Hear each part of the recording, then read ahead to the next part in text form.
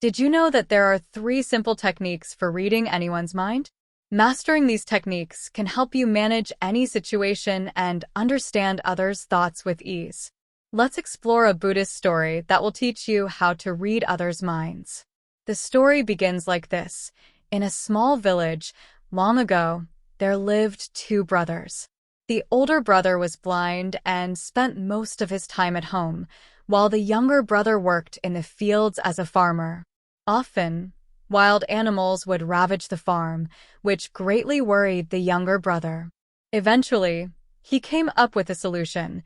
Why not ask the blind brother to help keep the animals away? The blind brother could sit among the crops, and if he heard any noises, he could shout to scare them away and protect the crops. After thinking it over, the younger brother built a small hut in the field and brought the older brother there. He explained, "If you hear noises from animals, shout to scare them away and protect our crops." The older brother agreed and began his work. Whenever he heard noises, he would shout to drive the animals away, and they continued this way for days. One day, a deer rushed across the field, breaking part of the fence before fleeing. Shortly after, a king, who was chasing the deer, arrived at the scene and asked the blind brother if he had seen the animal. The blind man replied, "Your Majesty, being blind, I cannot see the deer. However, I can tell you that the animal that passed through my field does not deserve your hunt. You are wasting your time." The king, surprised by the response, asked how he knew. The blind man explained, "Your Majesty, even without sight, I can understand the thoughts of others. The mind is expressed through the behavior of the body. The animal you believe to be a deer is actually a pregnant doe. I have never heard of a king hunting a pregnant doe, so I believe it is not worth pursuing." The king, astonished, ordered his commander to capture the animal alive. When the commander returned, he confirmed that the doe was indeed pregnant, as the blind man had said. Impressed, the king asked the blind man how he had managed to know this. The blind man replied, "Even without eyes, I can read others' minds. The mind has a language that is reflected in the body." The king, even more amazed, asked the blind man to solve another problem. The king asked the blind man, "Is my wife unfaithful?" The blind man replied, "Your Majesty, why are you asking this question? To answer, though, I need to spend some time alone with your wife." The king, initially annoyed, eventually agreed. After spending time with the queen, the blind man returned to the king and said, "Your Majesty, your wife is not faithful." The queen confirmed the truth, and the king, astonished, asked the blind man how he had figured it out. The blind man responded, "Her physical reaction to my request to touch her revealed everything." If you found what you saw useful, I invite you to like or subscribe to let me know that my efforts are positively impacting your life. Your support is important and motivates me to continue sharing knowledge and inspiration. Thank you so much for your support. Impressed by the blind man's wisdom, the king said, "You are very perceptive. Answer another question correctly, and you will be free." The king asked, "Am I truly my father's son or someone else's?" The blind man replied, "Your Majesty, why does this question concern you? It does not matter who your parents are. You are the king of this realm. Let this concern fade away." The king insisted, "No, I want a precise answer. Otherwise, it will always torment me." The blind man said, "Your Majesty, I can tell you the truth, but first, you must promise not to get angry." The king promised, and the blind man revealed, "You are indeed your father's son, but you are also influenced by a greedy merchant." Upon hearing this, the king ran to his mother and asked, "Mother, tell me the truth. Am I truly my father's son or someone else's?" The mother replied, "My son, you are indeed your father's son, but you are under the influence of a greedy merchant." Relieved, the king returned to the blind man and asked, "How did you know that a greedy merchant has influence over me?" The blind man replied, "Your Majesty, I have answered many of your questions correctly, yet I have received not a single coin. This led me to deduce that you are very greedy." The king burst into laughter and said, "Whatever you ask, I will grant you.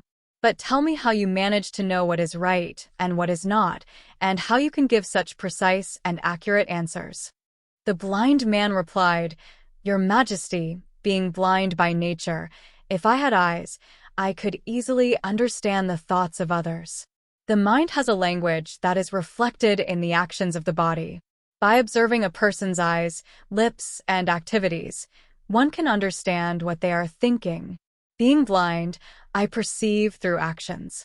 When I want to know something, I assign a task to the person and observe how they perform it to deduce what is happening in their mind." The king asked, "Does this mean that I can also understand the thoughts of others?" The blind man replied, "Without a doubt, you too can perceive others' thoughts, but first, you must work on yourself. The work involves calming your mind and bringing it to the present. Today I will reveal to you 3 simple and accessible methods to do this. Your Majesty, first of all, you need to focus." The king, completely engaged, listened as the blind man continued, "When we focus our minds and connect to the present moment, we are able to understand others' thoughts because that person is thinking in the present. It is crucial that we also bring our minds to the present. Only then can we understand others' thoughts. If we are immersed in past events, how can we know what the other person is thinking at this moment?" The blind man continued with his explanation. "Now, let's move on to the first method. It is essential to pay attention to the eyes when conversing with someone. Maintaining eye contact is crucial, as the eyes communicate a lot, even when the person is not speaking. I learned this skill from the Venerable Buddha Gautama many years ago, when he was my teacher and guide. At that time, he had eyes and could discern people's thoughts just through their gaze. To understand others' thoughts, you need to focus on their eyes, their gaze, and the direction they are oriented. If, during a conversation, their eyes dart quickly from side to side, it may indicate that they are trying to avoid the conversation and might be lying.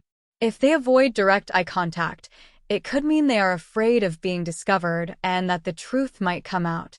The second method is to observe body language. The body and hands can communicate a lot without using words, forming a secret language. For example, if someone during a conversation rapidly touches their fingers or makes repetitive sounds by tapping something, it might be a sign of boredom, impatience, or a desire to end the conversation. If a person remains still and adopts a relaxed posture, it indicates that they are paying careful attention, reflecting genuine interest and a desire to listen. People who continually manipulate their face while talking may provide clues about their thoughts. Such gestures usually indicate unease, deep contemplation, or discomfort. The third method is to pay attention to the voice. The voice can reveal a lot about what a person is thinking and feeling. Speaking quickly and confusingly may denote nervousness, anxiety, or excitement. Conversely, if someone speaks slowly and calmly, they are likely to be serene and in control. The tone of the voice is also important. A high and sharp tone may indicate anger or frustration, while a soft tone suggests calmness and relaxation. Observing how people react to our words and understanding what happens in their mind can facilitate interpreting their thoughts. Remember, however, that you must first focus your mind and bring it to the present. Only then will you be able to pay attention to all these actions, interpret them, and perceive what is happening in the other person's mind. This way, you can understand their thoughts and improve your life. The king, deeply impressed by the blind man's words, said, "You have enlightened my mind with your wisdom. Thank you for these valuable lessons. Continue to share your knowledge with the world." Thus, The blind brother continued to teach the king and all those who wished to learn to listen not only with their ears but also with their eyes, body, and voice. Together, through concentration and presence in the present moment, they learned to understand others' thoughts and feelings, bringing light and wisdom into their lives. I hope this wonderful story has helped you understand how people feel and what they might be thinking in your daily interactions. Remember to leave a like if you enjoyed the video and subscribe so you don't miss other similar content.